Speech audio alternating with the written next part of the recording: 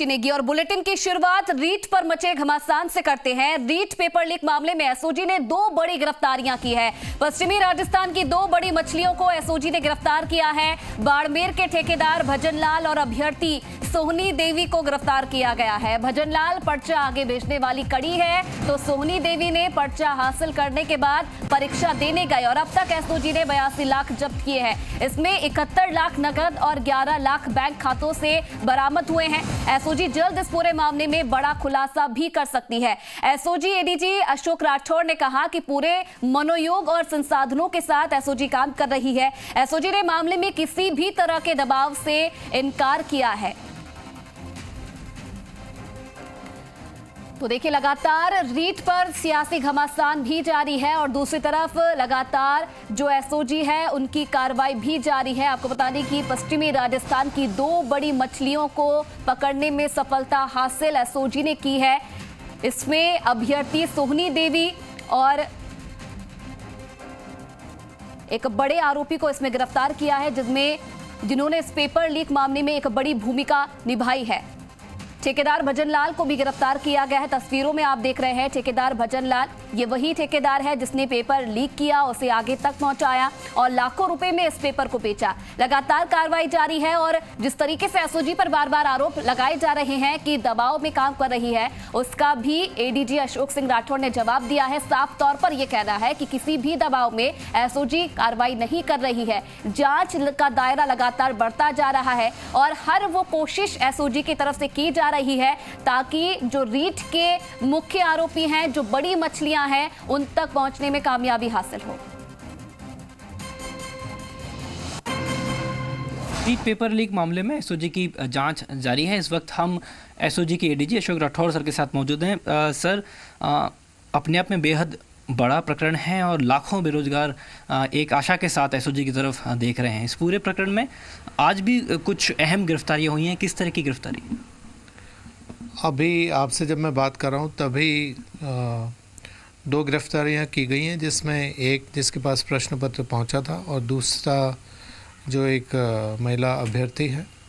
तो जैसा कि मैंने पहले भी बताया था कि हम पूरी कोशिश यह कर रहे हैं कि जिन जिन लोगों के पास यह प्रश्न पत्र पहुँचा या जिनके माध्यम से पहुँचा, ऐसे समस्त अभियुक्तगण को गिरफ्तार करें।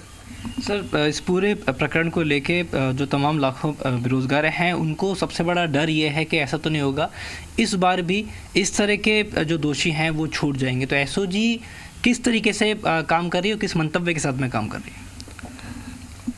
मुझे नहीं लगता कि ऐसा कोई भी संशय होने का कोई आधार होना चाहिए। सभी ऐसे अभियुक्तगण को गिरफ्तार करें ताकि जिस प्रकार से इस परीक्षा को दूषित करने की जो कोशिश की गई है, कुत्सित प्रयास किया गया है, तो उसको हम नाकाम साबित कर सकें। सर, मेरा अंतिम सवाल, इस पूरे प्रकरण को लेके सीएम अशोक गहलोत बेहद गंभीर हैं और एक जिसको कहते हैं खुली जांच के जो आदेश हैं, पूरी जो पावर है वो एसओजी को दी है, लेकिन सवाल लगातार खड़े हो रहे हैं बाहर की सीबीआई जांच की जाए, क्योंकि जैसे जैसे जांच आगे बढ़ेगी हो सकता है एसओजी उस तरीके से जाँच ना कर पाए।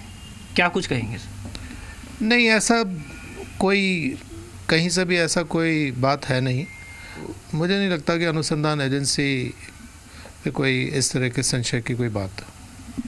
तो एसओजी के एडीजी जिन्होंने स्पष्ट कहा है कि एसओजी पे किसी भी तरह का कोई दबाव नहीं है, पूरे मामले में लगातार गिरफ्तारियां चल रही हैं और आने वाले समय में एसओजी ये तय कर देगी कि इस पूरी पेपर लीक के अंदर आखिर अंतिम दोषी व्यक्ति कौन था। सहयोगी देव के साथ आशुतोष शर्मा, जी मीडिया, जयपुर। तो एडीजी को आपने सुना कि साफ तौर पर मामले को लेकर उन्होंने जानकारी दी है। आशुतोष फिलहाल इस खबर पर और ज्यादा जानकारी के लिए हमारे साथ जुड़ रहे हैं। आशुतोष, लगातार देखिए, अगर एसओजी की जांच की बात की जाए तो दायरा लगातार बढ़ता जा रहा है। दो और बड़ी मछलियां शिकंजे में आई हैं। क्या कुछ जानकारी अभी तक मिल पाई है इन दोनों के बारे में?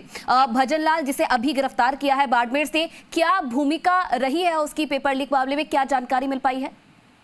आयुषी, देखिए इस पूरे प्रकरण के अंदर अब तक 38 गिरफ्तारियां हो चुकी हैं और कड़ी दर कड़ी जो बड़ी गिरफ्तारियां हो रही हैं उसमें कल जो गिरफ्तारी हुई है पश्चिमी राजस्थान से, ये अपने आप में बड़ी गिरफ्तारी है।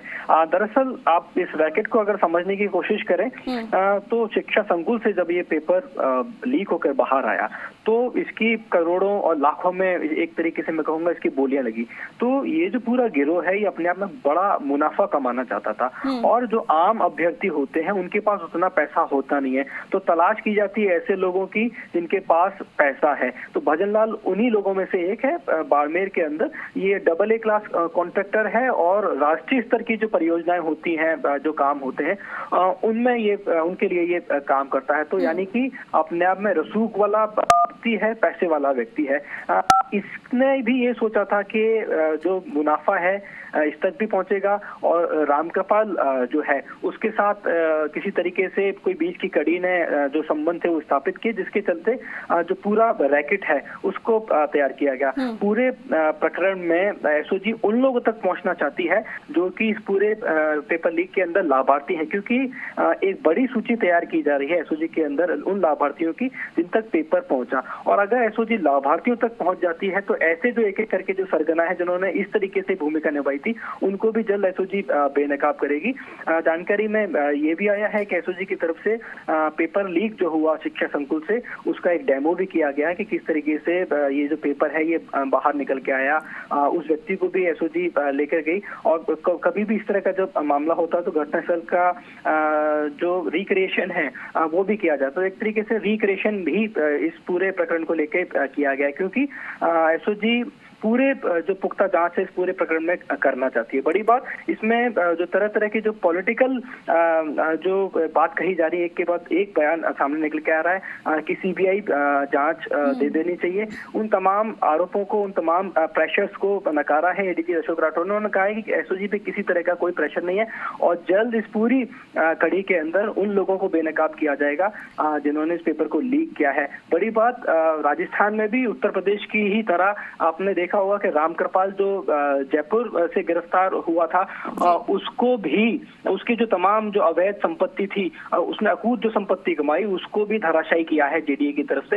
तो एक एग्जांपल सेट करने की कोशिश की जा रही है राजस्थान के अंदर भी, ताकि एक मिसाल बन सके कि राजस्थान में अगर इस तरीके से कोई भी गिरोह पेपर लीक करेगा तो उनको सलाखों के पीछे पहुंचाया जाएगा या वो अकूत संपत्ति कमाते हैं तो उनका हश्र होगा। जी बिल्कुल। और आशुतोष, कहीं ना कहीं हम भी यही चाहते हैं कि एक एग्जाम्पल सेट सरकार की तरफ से किया जाए ताकि आगे आने वाली परीक्षाओं में जो युवा हैं वो भरोसा जगा सके। बहुत धन्यवाद आपका तमाम जानकारी देने के लिए, लगातार बने रहिएगा हमारे साथ।